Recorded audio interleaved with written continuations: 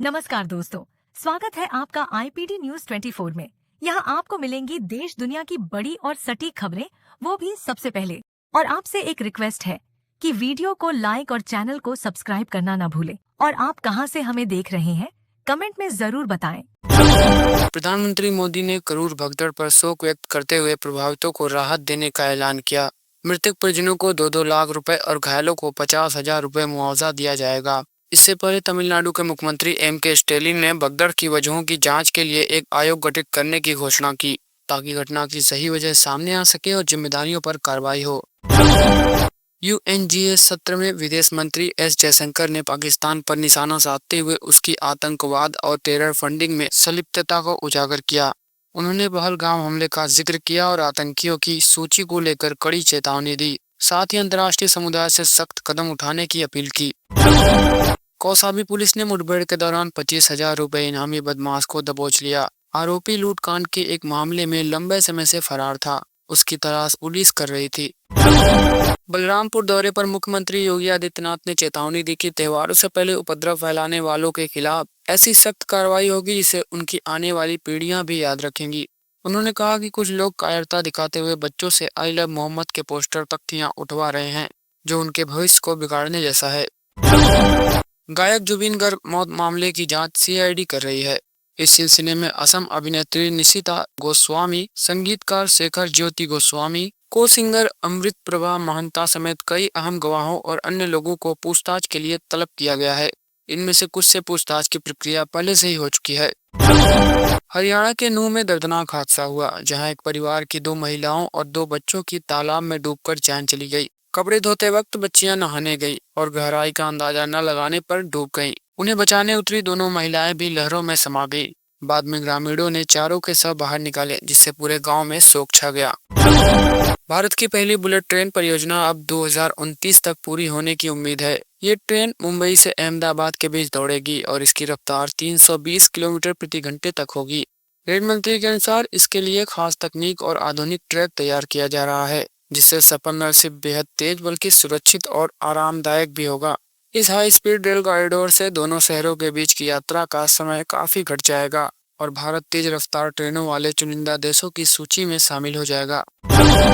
प्रधानमंत्री नरेंद्र मोदी ने मन की बात कार्यक्रम में देशवासियों को आने वाले त्योहारों दशहरा, दिवाली और छठ की शुभकामनाएं दी। उन्होंने राष्ट्रीय स्वयंसेवक संघ की स्थापना के 100 वर्ष पूरे होने का उल्लेख करते हुए कहा कि संघ की असली शक्ति त्याग, सेवा, अनुशासन की प्रेरणा में निहित है।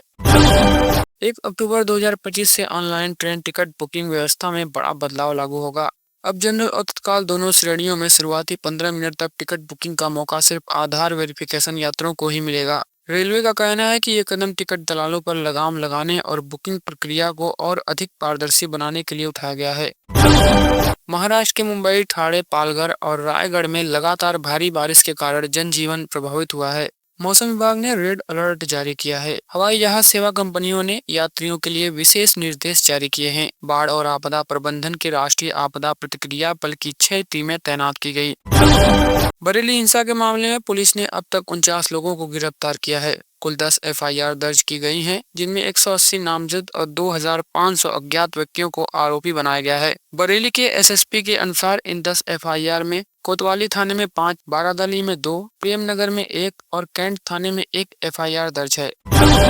दिल्ली में सुबह की सैर के दौरान कांग्रेस नेता की गोली मारकर हत्या कर दी गई थी। इस मामले में हत्या करने वाले दोनों आरोपियों को पुलिस ने गिरफ्तार कर लिया है। दोनों की गिरफ्तारी दिल्ली के बवाना इलाके से हुई।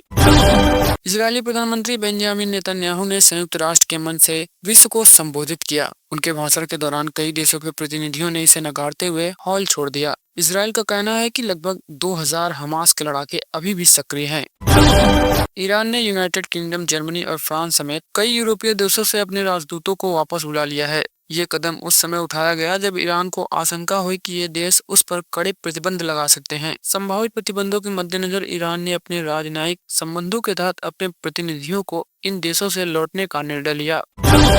दिल्ली पुलिस ने स्वामी चैतन्यानंद सरस्वती को गिरफ्तार करने के बाद उसकी अश्लीलता उजागर कर दी। उसके पास से 2 फर्जी विजिटिंग कार्ड और पहचान पत्र बरामद किए गए हैं। एक कार्ड में उसने खुद को यूनाइटेड नेशन का स्थायी राजदूत बताया था, जबकि दूसरे ब्रिक्स देशों की ज्वाइंट कमीशन का सदस्य और भारत का विशेष प्रतिनिधि दिखा था। पुलिस अब इस फर्जी बाबा की अन्य गतिविधियों की भी जांच कर रही है। बिहार के मोतिहारी के सुगौली में हत्या की सनसनीखेज वारदात सामने आई है। यहाँ एक व्यक्ति ने अपने दोस्त को पहले शराब पिलाई और फिर धारदार हथियार से उसकी हत्या कर दी। मृतक का शव बाद में खेत में फेंक दिया गया। ग्रामीणों ने शव देखा तो इलाके में हड़कंप मच गया और तुरंत पुलिस को सूचना दी गई। रूसी विदेश मंत्री सर्गेई लावरोव ने भारत की तारीफ करते हुए कहा कि भारत और रूस के बीच संबंध बहुत गहरे हैं और हमारे बीच एक मजबूत रणनीतिक साझेदारी मौजूद है। उन्होंने यह भी बताया कि भारत अपने फैसले स्वतंत्रता रूप से लेने में सक्षम है। इसके अलावा दोनों देशों के बीच नियमित रूप से संवाद और बातचीत होती रहती है, जिससे सहयोग और विश्वास बढ़ रहा है।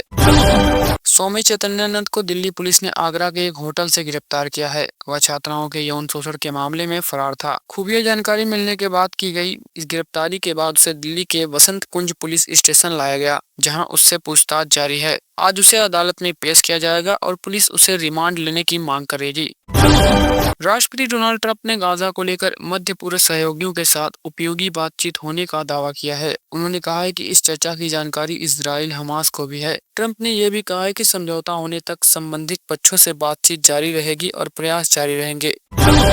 आरएसएस अपने शताब्दी वर्ष समारोह की शुरुआत कर चुका है। इसी क्रम में 5 अक्टूबर को महाराष्ट्र के अमरावती में विजयदशमी कार्यक्रम आयोजित होगा। इस कार्यक्रम में मुख्य अतिथि भारत के मुख्य न्यायाधीश BR गवई की माता डॉक्टर कमलावती गवई होंगी। कार्यक्रम के मुख्य वक्ता के रूप में वरिष्ठ आरएसएस नेता जेनंद कुमार शामिल होंगे। रूसी विदेश मंत्री सर्गेई लावरोव ने संयुक्त राष्ट्र महासभा में बताया कि दिसंबर में राष्ट्रपति व्लादिमीर पुतिन का नई दिल्ली में दौरा योजना के तहत होगा। उन्होंने भारत रूस संबंध पर कहा कि दोनों देशों के बीच व्यापार और सैन्य तकनीकी सहयोग समेत कई क्षेत्रों पर व्यापक द्विपक्षीय एजेंडा है, जो किसी भी खतरे या व्यवधान से प्रभावित नहीं होगा।